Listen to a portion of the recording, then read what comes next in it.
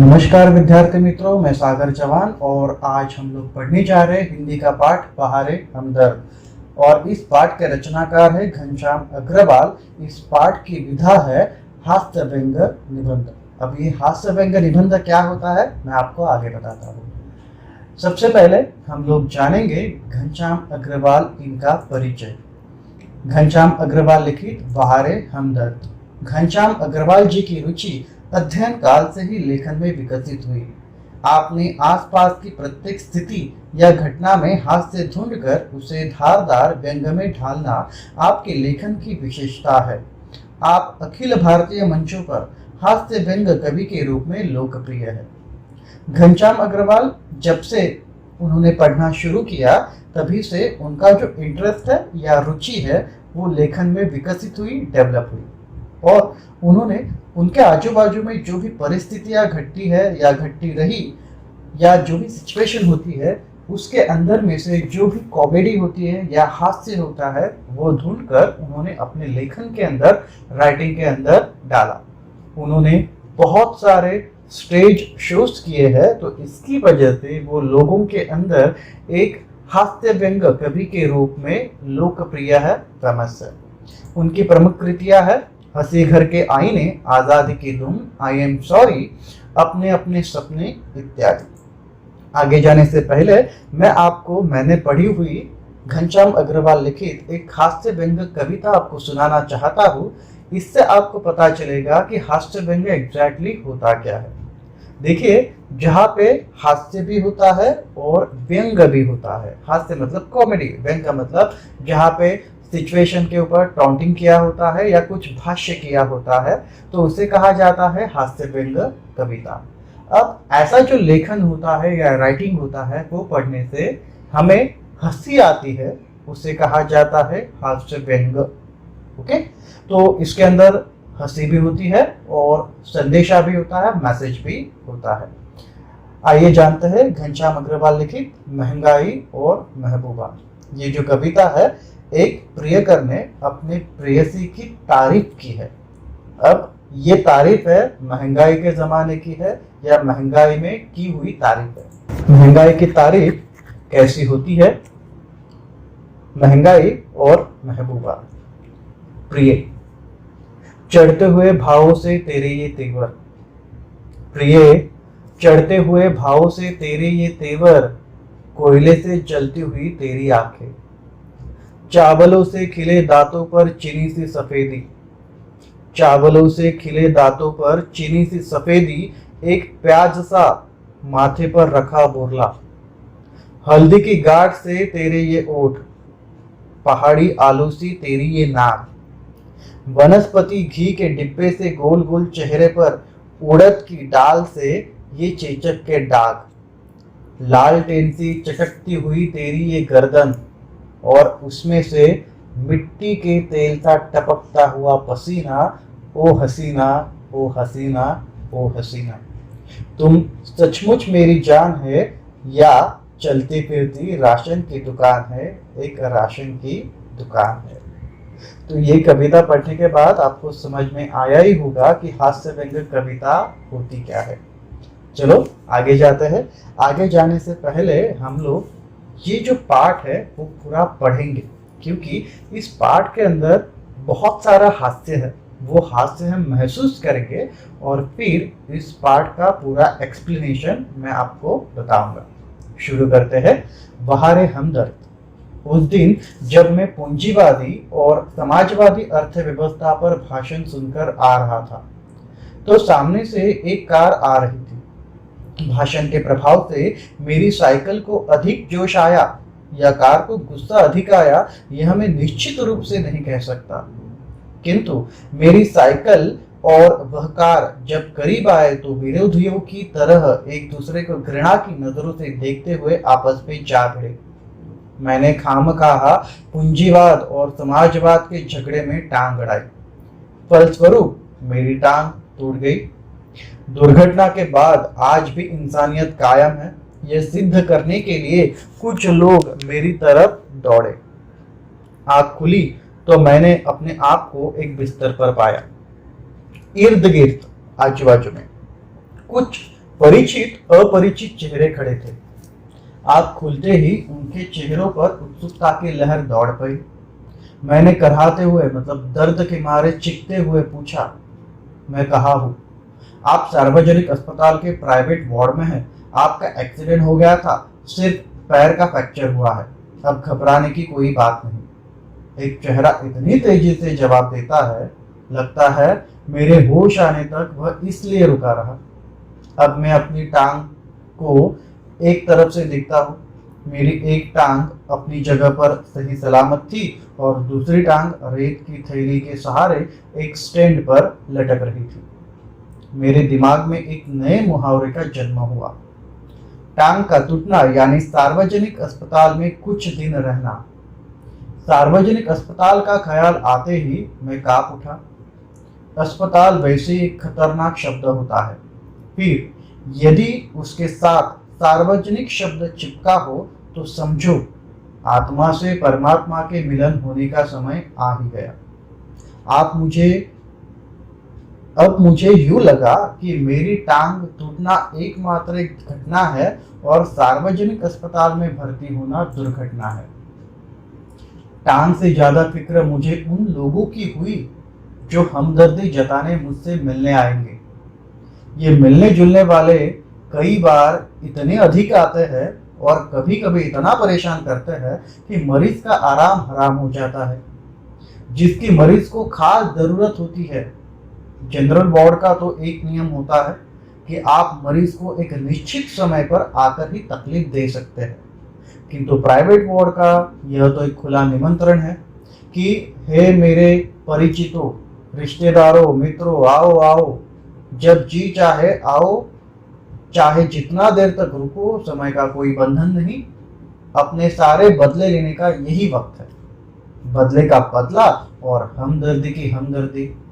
मिलने वालों का ख्याल आते ही मुझे लगा मेरी दूसरी टांग भी टूट गई। मुझसे मिलने के लिए सबसे पहले वे लोग आए जिनकी टांग या कुछ और टूटने पर मैं कभी उनसे मिलने गया था। मानो वे इसी दिन का इंतजार कर रहे थे कि कब मेरी टांग टूटे और कब वे अपना एहसान चुकाए।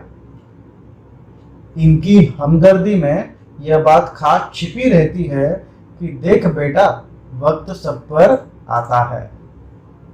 दर्द के मारे एक तो मरीज को वैसे ही नींद नहीं आती, यदि थोड़ी बहुत आ भी जाए तो मिलने वाले जगा देते हैं।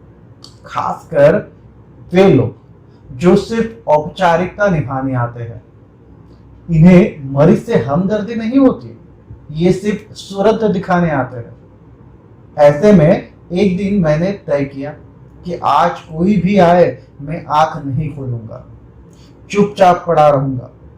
ऑफिस के बड़े बाबू आए और मुझे सोया जानकर वापस जाने के बजाय वे सोचने लगे कि यदि मैंने उन्हें नहीं देखा तो कैसे पता चलेगा कि वे मिलने आए थे। अतः उन्होंने मुझे धीरे धीरे हिलाना शुरू किया। फिर भी जब आंखें नहीं खुली तो उन्होंने मेरी टांग के टूटे हिस्से को जोर से दबाया। मैंने दर्द के मारे कुछ चीखते हुए जब आंख खोली तो वे मुस्कुराते हुए बोले, कहिए अब दर्द कैसा है?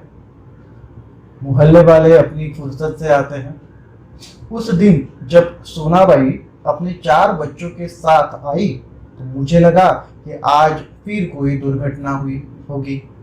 आते ही उन्होंने मेरी ओर इशारा करते हुए बच्चों से कहा, ये देखो चाचा जी। उनका अंदाज कुछ ऐसा था जैसे चिड़ियाघर दिखाते हुए बच्चों से कहा जाता है, ये देखो बंदर। बच्चे खेलने लगे, एक कुर्सी पर चढ़ा तो दूसरा मेज पर। सोनाबाई की छोटी लड़की दवा की शीशी लेकर कथकली डांस करने लगी। रप रप की आवाज ने मेरा ध्यान बटाया। क्या देखता हूँ कि सोनाबाई का एक लड़का मेरी टांग के साथ लटक रही रेती की थैली पर बॉक्सिंग की प्रैक्टिस कर रहा था। मैं इसके पहले कि उसे मना करता, सोनाबाई की लड़की ने दवा की शीशी पटक दी। सोनाबाई ने एक पल लड़की को घूरा, फिर हंसते हुए बोली, भैया पेड़े खिलाओ, दवा गिरना शुभ होता है। दवा गई, समझो बीमारी गई। इसकी 2 घंटों बाद सुनाबाई गई, यह कहकर कि फिर आऊंगी। मैं भीतर तक कांप गया। कुछ लोग तो औपचारिकता निभाने की हद कर देते हैं, विशेषकर वे रिश्तेदार जो दूसरे गांव से मिलने आते हैं। ऐसे में एक दिन एक टैक्सी कमरे के सामने आकर रुकी। उसमें से निकलकर एक आदमी आते ही मेरी छाती पर सिर रखकर औंधा पड़ रोने लगा और कहने लगा, हाय तुम्हें क्या हो गया, कार वालों का सत्यानाश हो। मैंने दिल में कहा कि मुझे जो हुआ सो हुआ, पर तू क्यों रोता है, तुझे क्या हुआ। वह थोड़ी देर मेरी छाती में मुंह गड़ाए रोता रहा, फिर रोना कुछ कम हुआ। उसने मेरी छाती से गर्दन हटाई और जब मुझसे आंख मिलाई तो एकदम चुप हो गया। फिर धीरे से हंसते हुए बोला, माफ करना, मैं गलत कमरे में आ गया। आजकल लोग ठीक से बताते भी नहीं। गुप्ता जी का कमरा शायद बगल में है। अच्छा भाई माफ करना, कहकर वह चला गया। अब वही रोने की आवाज दूसरे पड़ोस के कमरे से सुनाई पड़ी। मुझे उस आदमी से अधिक गुस्सा अपनी पत्नी पर आया, क्योंकि इस प्रकार रोता देख पत्नी ने उसे मेरा रिश्तेदार या करीबी मित्र समझकर टैक्सी वाले को पैसे दे दिए थे। हमदर्दी जताने वाले में वे लोग जरूर आएंगे जिनकी हम सूरत भी नहीं देखना चाहते। हमारे शहर में एक कवि है, श्री लपकानंद। उनकी बेतुकी कविताओं से सारा शहर परेशान है। मैं अक्सर उन्हें दूर से देखते ही भाग खड़ा होता हूँ। जानता हूँ जब भी मिलेंगे 10-20 कविताएं पिलाए बिना नहीं छोड़ेंगे। एक दिन बगल में झोला दबाए आ पहुंचे।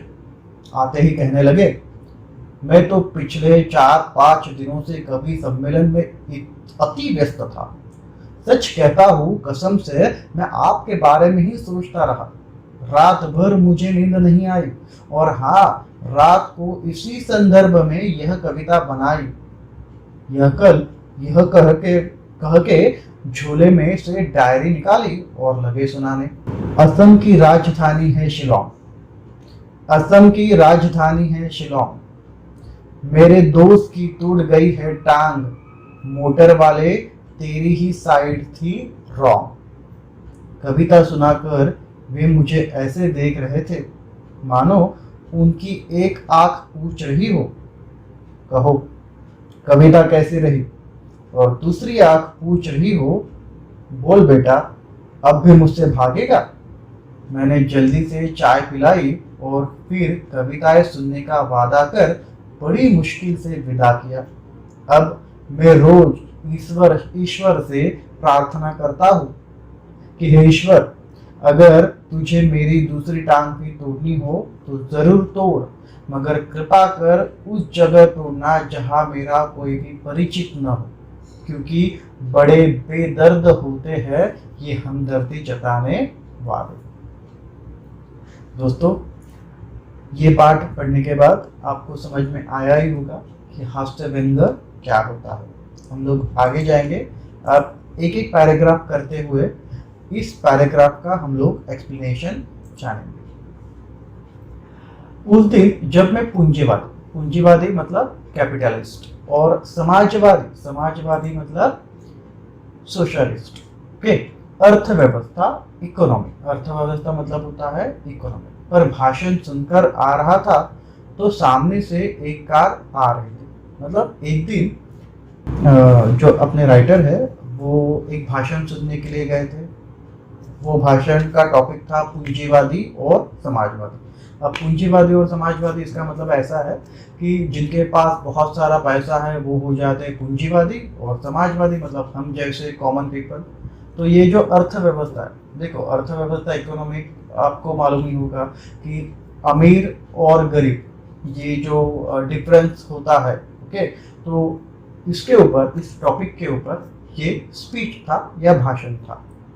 भाषण सुनकर आ रहा था तो सामने से एक कार आ रही थी। भाषण के प्रभाव से मेरी साइकिल को, प्रभाव मतलब इफेक्ट, ओके, साइकिल को अधिक जोश आया या कार को गुस्सा अधिक आया, यह मैं निश्चित निश्चित मतलब कंफर्म या फिक्स रूप से नहीं कह सकता। किंतु मेरी साइकिल और वह कार जब करीब आए तो विरोधियों की तरह एक दूसरे को घृणा की नजरों से देखते हुए आपस में जा भिड़े। मतलब हुआ ऐसे कि लेखक रास्ते पर से चल रहा था तो उसके दिमाग में वही पूंजीवाद और समाजवादी मतलब अमीर और गरीबी इसके विचार चल रहे थे। ओके, तो वो तो साइकिल से लेखक जा रहे थे और सामने से अचानक कार आ गई। तो लेखक कहता है मुझे मालूम नहीं कि एग्जैक्टली हुआ क्या है, पर मेरी साइकिल को ज्यादा जोश आया या कार को ज्यादा जोश आया और इसकी वजह से हमारी क्या हो गई, टक्कर हो गई। भिड़े मतलब क्या हो गया, टक्कर हो गई। घृणा मतलब हेट। मैंने खामखा पूंजीवाद और समाजवाद के झगड़े में टांग अड़ाई। अब ये टांग अड़ाना एक मुहावरा होता है, मतलब बाधा डालना। किसी भी काम में टांग अड़ाना मतलब क्या होता है, बाधा डालना। फलस्वरूप, फलस्वरूप मतलब क्या, एज अ रिजल्ट मेरी टांग टूट गई। अब बट ऑब्वियस ना कि लेखक तो साइकिल पर था और वो कार से टकरा गया और इसकी वजह से उसकी जो टांग है वो टूट गई, मतलब फ्रैक्चर हो गई। दुर्घटना के बाद आज भी इंसानियत, इंसानियत मतलब क्या होता है, ह्यूमैनिटी कायम है, मानवता कायम है। यह सिद्ध करने के लिए, सिद्ध मतलब क्या, प्रूव करने के लिए कुछ लोग मेरी तरफ दौड़े। आँख खुली तो मैंने अपने आप को एक बिस्तर पर पाया। बिस्तर मतलब क्या, बेड। जिस तरह से कोई बेड होता है या चादर डाली होती है, बिछाना होता है, ठीक है। इर्द गिर्द, आजू बाजू में कुछ परिचित अपरिचित, नोन अननोन, ओके, या फैमिलियर या अनफैमिलियर, ओके। परिचित अपरिचित चेहरे खड़े थे। आँख खुलते ही उनके चेहरों पर उत्सुकता, उत्सुकता एक्साइटमेंट या क्यूरियोसिटी की लहर दौड़ गई। मैंने कराहते हुए मतलब क्या, दर्द के मारे चीखते हुए पूछा, मैं कहाँ हूँ? आप सार्वजनिक, सार्वजनिक मतलब क्या होता है, सबके लिए, जैसे पब्लिक अस्पताल के या गवर्नमेंट अस्पताल जो होता है, हॉस्पिटल होता है, कि प्राइवेट वार्ड में हो। आपका एक्सीडेंट हो गया था, सिर्फ पैर का फ्रैक्चर हुआ है, अब घबराने की कोई बात नहीं। एक चेहरा इतनी तेजी से जवाब देता है, लगता है मेरे होश आने तक वह इसलिए रुका रहा। अब देखो यहाँ पे धीरे धीरे लेखक उसके जो भी सिचुएशन घटती है ना, तो उसका वर्णन कैसा करता है। लेखक कहते हैं कि उनको एडमिट तो किया, फिर जैसे उनकी आँख खुली तो उन्होंने सबसे पहला एक ही क्वेश्चन पूछा कि मैं कहाँ हूँ। तो आजू बाजू में बहुत सारे जो पब्लिक थे, तो उसमें से एक व्यक्ति बोला कि अरे आप सार्वजनिक अस्पताल के पब्लिक वार्ड में है और आपकी एक टांग टूट गई, मतलब फ्रैक्चर हो गई। तो लेखक कहता है कि शायद ये बंदा इसीलिए रुका था कि कब मैं होश में आऊं और ये पूरा सेंटेंस मुझे बताए। एक चेहरा इतनी तेजी से जवाब देता है, लगता है मेरे होश आने तक वह इसलिए रुका रहा। अब मैं अपनी टांग की ओर देखता हूँ। टांग मतलब क्या, लेग, पाव। मेरी एक टांग अपनी जगह पर सही सलामत, मतलब सेफ है, और दूसरी टांग रेत की थैली के सहारे एक स्टैंड पर लटक रही थी। मतलब जिस तरह से आपको अगर मालूम होगा कि अगर पाव वगैरह फ्रैक्चर होता है तो ट्रैक्शन लगाया जाता है। ट्रैक्शन मतलब क्या, हेवी वेट लगाया जाता है जिस कारण हड्डी जुड़ जाए, मतलब एक खिंचाव होता है और खिंचाव के कारण क्या होता है, हड्डी जुड़ जाती है। तो इसकी उसी तरह से वहां पे एक ट्रैक्शन लगाया था। मेरे दिमाग में एक नए मुहावरे का जन्म हुआ, टांग का टूटना यानी सार्वजनिक अस्पताल में कुछ दिन रहना। अब लेखक यहाँ पर भी कॉमेडी करता है। वो कहता है कि मेरे मन में एक मुहावरा आ गया, टांग का टूटना यानी सार्वजनिक अस्पताल में कुछ दिन रहना। सार्वजनिक अस्पताल का ख्याल आते ही मैं कांप उठा, मतलब डर गया। अस्पताल वैसे एक खतरनाक, बहुत ही भयानक शब्द होता है, फिर यदि उसके साथ सार्वजनिक शब्द चिपका हो तो समझो आत्मा से परमात्मा के मिलन होने का समय आ गया। यहाँ पे देखो बहुत ही कॉमेडी की है। लेखक कहता है कि अगर सार्वजनिक अस्पताल है तो सोचो वहां से मैं जिंदा लौट कर आऊंगा या नहीं आऊंगा ये खुदा ही जाने। ओके, तो इसकी वजह से यहाँ पे लेखक क्या कहता है, आत्मा से परमात्मा मतलब आत्मा से परमात्मा मतलब भगवान को मिलने का समय आ ही गया। मतलब एक तो लेखक के मन के अंदर अस्पताल के बारे में डर है, और वो भी सार्वजनिक मतलब गवर्नमेंट हॉस्पिटल है, उसकी वजह से लेखक कहता है आत्मा से परमात्मा के मिलन होने का समय आ गया। अब मुझे यूं लगा कि मेरी टांग टूटना एकमात्र घटना है। घटना मतलब क्या, एक्सीडेंट। ओके, या घटना मतलब यहाँ पे सिचुएशन, और सार्वजनिक अस्पताल में भर्ती होना दुर्घटना है, एक एक्सीडेंट है। थैली, थैली मतलब क्या होता है, तो झोला। ओके, टांग से ज्यादा फिक्र, फिक्र मतलब क्या, चिंता, कंसर्न मुझे उन लोगों की हुई जो हमदर्दी जताने मुझसे मिलने आएंगे। हमदर्दी मतलब सहानुभूति या सिंपैथी। ये मिलने जुलने वाले कई बार इतने अधिक आते हैं और कभी कभी इतना परेशान करते हैं कि मरीज का आराम हराम हो जाता है, जिसकी मरीज को खास जरूरत होती है। जिस तरह से आप लोगों को मालूम होगा कि अगर कोई व्यक्ति अस्पताल के अंदर एडमिट होता है या भर्ती होता है तो लोग उससे मिलने जाते हैं। तो लेखक को वही चिंता थी कि ये जो हमदर्दी जताने के लिए या सहानुभूति जताने के लोग आते हैं ना, तो वो लोग क्या करते हैं, मरीज को और तकलीफ देते हैं। तो लेखक यहाँ उसी का जिक्र करते हैं। जनरल वार्ड का तो एक नियम होता है, मतलब अगर सार्वजनिक या पब्लिक हॉस्पिटल के अंदर अगर आप नॉर्मल जो वार्ड होता है, जनरल वार्ड के अंदर आप एडमिट होते हो, तो वहाँ पे एक फिक्स टाइमिंग दिया होता है कि अरे आप इतने इतने घंटों में आप पेशेंट को मिल सकते हो, उसके बाद आपको एंट्री नहीं है। ठीक है, पर प्राइवेट वार्ड में यह तो खुला निमंत्रण है, इनविटेशन की तरह आप कभी भी जा सकते हो। हे मेरे परिचितों, रिश्तेदारों, मित्रों, आओ आओ, जब भी चाहे आओ, चाहे जितना देर तक रुको। लेखक कहता है परिचितों मतलब मेरे मुझे पहचानने वालों, रिश्तेदारों, रिश्तेदारों मतलब क्या, रिलेटिव, मित्रों, फ्रेंड्स, आओ जब भी चाहे आओ, चाहे जितनी देर तक रुको। समय का कोई बंधन नहीं, आपके ऊपर कोई लिमिटेशन नहीं टाइमिंग का। अपने सारे बदले लेने का यही वक्त है। बदला, रिवेंज, बदले का बदला, और हमदर्दी की हमदर्दी। अब देखो यहाँ पे क्या कहता है लेखक कि कुछ लोग ऐसे भी होते हैं कि वो बदला लेने के लिए लोगों से अस्पताल के अंदर मिलने के लिए जाते हैं।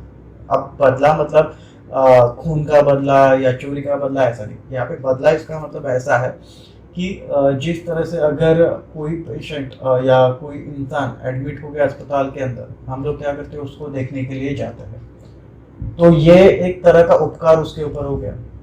ठीक है, तो वो क्या करता है कि वो ध्यान में रखता है वो उपकार।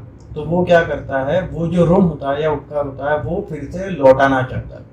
तो अगर सपोज मैं उसको मिलने के लिए गया हूँ और अगर मैं कभी एडमिट हो गया अस्पताल के अंदर, तो वो भी मुझे मिलने के लिए आएगा। तो इस तरह सा ये बदला का है। और हमदर्दी की हमदर्दी, मिलने वालों का ख्याल आते ही मुझे लगा मेरी दूसरी टांग भी टूट गई। रहना, सार्वजनिक अस्पताल का ख्याल आते ही मैं कांप उठा। अस्पताल वैसे एक खतरनाक शब्द होता है, फिर यदि उसके साथ सार्वजनिक शब्द चिपका हो, खतरनाक, डेंजरस, ओके, चिपका हो, तो मुझ समझो आत्मा से परमात्मा के मिलन होने का समय आ गया। अब मुझे यूं लगा कि मेरी टांग टूटना एकमात्र घटना है और सार्वजनिक अस्पताल में भर्ती होना दुर्घटना।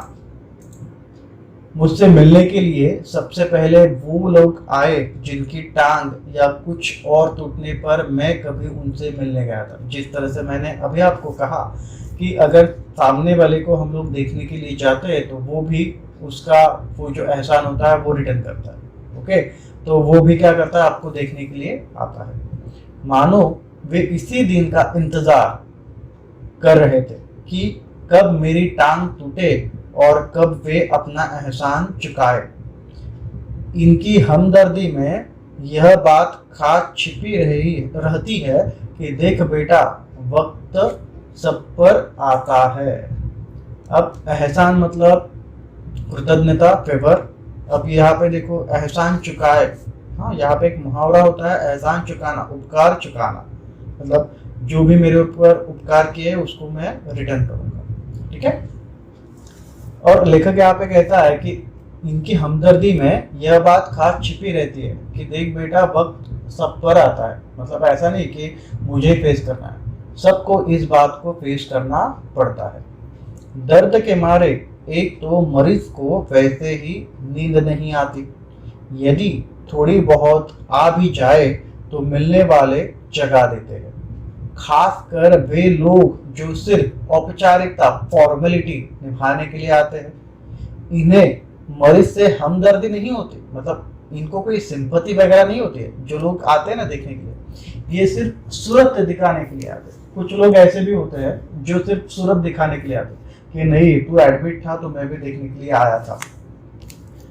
ऐसे में एक दिन मैंने तय किया, मतलब मैंने डिसाइड किया कि आज कोई भी आए मैं आंख नहीं खोलूंगा, चुपचाप पड़ा रहूंगा। ऑफिस के बड़े बाबू आए, मतलब एक ऑफिस के कोई कर्मचारी है या ऑफिसर है, वो देखने के लिए आए और मुझे सोया जानकर वापस जाने के बजाय वे सोचने लगे कि यदि मैंने उन्हें नहीं देखा तो कैसे पता चलेगा कि वे मिलने आए थे। जिस तरह से कुछ लोग होते हैं ना, वो सिर्फ सूरत दिखाने के लिए आते, तो उसी कैटेगरी का ये इंसान है। अतः उन्होंने मुझे धीरे धीरे हिलाना शुरू किया। फिर भी जब आंखें नहीं खुली तो उन्होंने मेरी टांग के टूटे हिस्से को जोर से दबाया।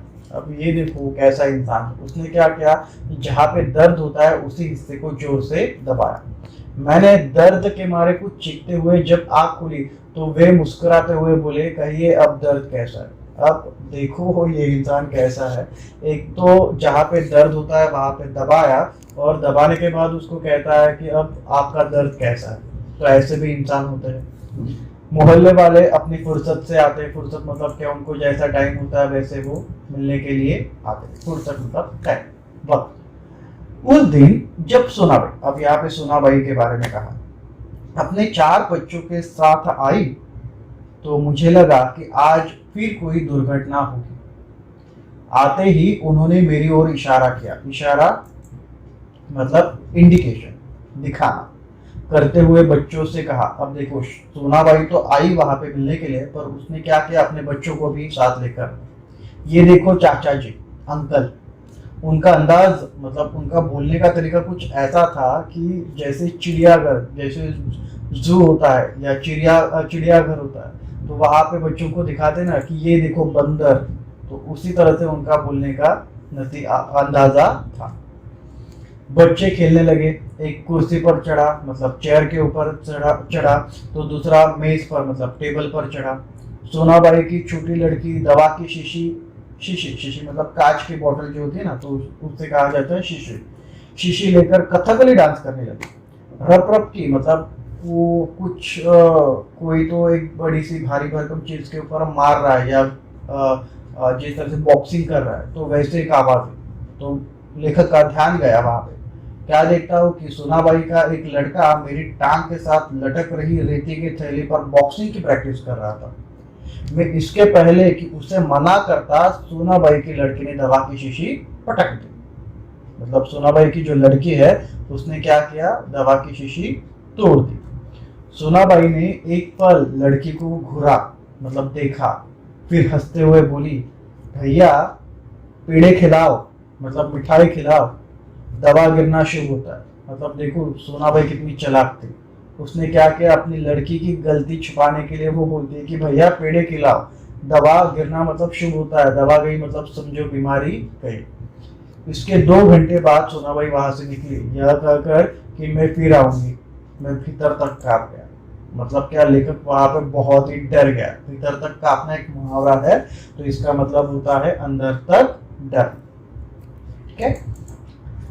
कुछ लोग तो औपचारिकता फॉर्मेलिटीज निभाने के लिए हद कर देते हैं, विशेषकर वे रिश्तेदार जो गांव से, मतलब दूसरे गांव से मिलने के लिए आते हैं। ऐसे में एक दिन एक टैक्सी कमरे के सामने आकर रुकी। उसमें से निकलकर एक आदमी आते ही मेरी छाती पर सिर रखकर औंधा मतलब क्या, औंधा मतलब उल्टा, या मे बी उसका चेहरा जो होगा, मतलब लेखक ऐसा सोया होगा, ओके, तो चेहरा उसका पैर की तरफ है, औंधा पट रोने लगा। और कहने लगा, हाय तुम्हें क्या हो गया, कार वाले का सत्यानाश हो। मैंने दिल में कहा कि मतलब लेखक कहता है दिल में, मुझे जो हुआ सो हुआ, पर तू क्यों रोता है, तुझे क्या हुआ। वह थोड़ी देर मेरी छाती में मुंह गड़ाए, गड़ाए मतलब क्या, छाती के ऊपर मुंह रख कर, ओके, गड़ाए रोता रहा। फिर रोना कुछ कम हुआ, उसने मेरी छाती से गर्दन हटाई, गर्दन मतलब क्या, नेक, मान हटाई, और जब मुझसे आंख मिलाई तो एकदम चुप हो गया। फिर धीरे से हंसते हुए बोला, माफ करना, मैं गलत कमरे में आ गया। आजकल लोग ठीक से बताते भी नहीं, गुप्ता जी का कमरा शायद बगल में है, अच्छा भाई माफ करना, कहकर वो चला गया। अब देखो, ये ऐसे भी इंसान होते हैं जो कुछ देखते नहीं सोचते, और जैसे ही पेशेंट दिखाई दे, हाँ ये क्या हो गया, कैसे हो गया, मतलब कुछ औरतें आपने देखी होगी कि अरे कुछ मालूम नहीं होता, पर सामने कुछ रो रहे तो ये भी रोना लग शुरू करते, तो उस तरह से भी कुछ लोग होते, तो उसी तरह से ये एक इंसान है। अब वही रोने की आवाज मुझे पड़ोस के कमरे से सुनाई पड़ी। मुझे उस आदमी से अधिक गुस्सा अपनी पत्नी पर आया। लेखक कहता है कि मुझे सबसे ज्यादा गुस्सा मेरी पत्नी पर आया, क्योंकि इस प्रकार रोते देख पत्नी ने उसे मेरा रिश्तेदार या करीबी मित्र समझकर टैक्सी वाले को पैसे दे दिए थे। तो देखो यहाँ पे कैसे कैसे इंसानों के बारे में लेखक यहाँ पे कहता है। हमदर्दी मतलब सिंपैथी दिखाने वाले या जताने वाले में लोग जरूर आएंगे, जिनकी हम सूरत भी नहीं देखना चाहते। हमारे शहर में एक कवि है, अब एक कवि आता है उनको मिलने के लिए, उस कवि का नाम है लक्कानंद। उनकी बेतुकी, बेतुकी मतलब क्या, नॉनसेंस जैसे बोलते हैं ना, जिसको कोई भी अर्थ नहीं है, तो ऐसे कविताओं से सारा शहर परेशान है। मैं अक्सर उन्हें दूर से देखते ही भाग खड़ा होता हूँ। जानता हूँ जब भी मिलेंगे 10-20 कविताएं पिलाए बिना मतलब चाय पिलाते वैसे नहीं, पिलाए बिना मतलब सुनाए बिना नहीं छोड़ेंगे। एक दिन बगल में झोला दबाए, झोला मतलब क्या कि जिस तरह से झोली होती है ना, थैली, दबाए आ पहुंचे। आते ही कहने लगे, मैं तो पिछले 4-5 दिनों से कवि सम्मेलन, सम्मेलन मतलब क्या होता है कि जैसे एक तरह का एक इवेंट होता है, सम्मेलन होता है, कि वहां पे बहुत सारे कवि आते हैं, पोएट आते हैं और अपनी कविताएं सुनाते हैं। अति व्यस्त था, व्यस्त मतलब क्या, बिजी था। सच कहता हूँ, कसम से मैं आपके बारे में ही सोच रहा था। रात भर मुझे नींद नहीं आई, और हाँ, रात को इसी संदर्भ में यह कविता बनाई। अब देखो, इस कवि ने लेखक के पैर टूटने पर भी कविताएं बनाई है। यह कर झोले में से डायरी निकाली और लगे सुनाने। असम की राजधानी है शिलोंग, मेरे दोस्त की टूट गई है टांग, मोटर वाले तेरी ही साइड थी रॉन्ग। क्या कविता है ना। कविता सुनाकर भी मुझे ऐसे देख रहे थे मानो उनकी एक आंख पूछ रही हो, कहो कविता कैसी रही, और दूसरी आंख पूछ रही हो, बोल बेटा अब भी मुझसे भागेगा। मैंने जल्दी से चाय पिलाई और फिर कविताएं सुनने का वादा कर बड़ी मुश्किल से विदा किया। अब मैं रोज ईश्वर से प्रार्थना करता हूँ कि हे ईश्वर, अगर तुझे मेरी दूसरी टांग भी तोड़नी हो तो जरूर तोड़, मगर कृपा कर उस जगह पर तोड़ना जहां मेरा कोई भी परिचित न हो, क्योंकि बड़े ही बेदर्द मतलब जिनको कोई भी इमोशंस नहीं होते हैं, ऐसे होते हैं हमदर्दी जताने वाले। मैं आशा करता हूँ आप लोगों को यह पाठ बहुत ही अच्छी तरह से समझ में आया होगा। अब जाते जाते एक बार इस पाठ का रिवीजन करेंगे। फर्स्ट वाला पॉइंट है, लेखक के साथ दुर्घटना मतलब एक्सीडेंट कैसे होती है। लेखक जब पूंजीवादी और समाजवादी यह भाषण सुनते हुए आ रहा था साइकिल के ऊपर, तब उसकी साइकिल कार से टकराती है और उसका जो पाँव है वो फ्रैक्चर हो जाता है। वो सरकारी अस्पताल के अंदर भर्ती हो जाता है। तब उसके मन के अंदर विचार आता है, मैं तो भर्ती हो गया या एडमिट हो गया, अब मुझे देखने के लिए जो कतार होगी या लाइन लगेगी उसके बारे में। तो सबसे पहले वो लोग या वे लोग आए जिनकी टांग या कुछ और टूटने पर मैं मतलब लेखक कभी उनसे मिलने गया था। मतलब सबसे पहले ऐसे लोग आए कि जब वो लोग एडमिट थे तब लेखक उनको मिलने के लिए गया था। फिर थर्ड पॉइंट है ऑफिस के बड़े बाबू।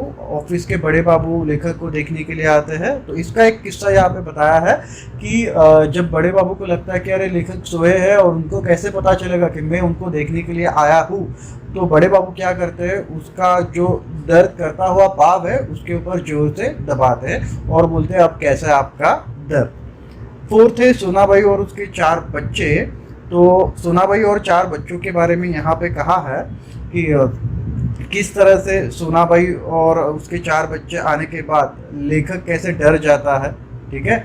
और उसकी जो बेटी होती है वो शीशी की बोतल तोड़ देती है, एक मेज़ के ऊपर चढ़ता है, कुर्सी के ऊपर चढ़ता है, और एक है जो रेत की थैली अट्रैक्शन की तरह लगाया है तो उसके साथ वो बॉक्सिंग की प्रैक्टिस करता है। 5वां है रिश्तेदार जो दूसरे गांव से मिलने आते हैं।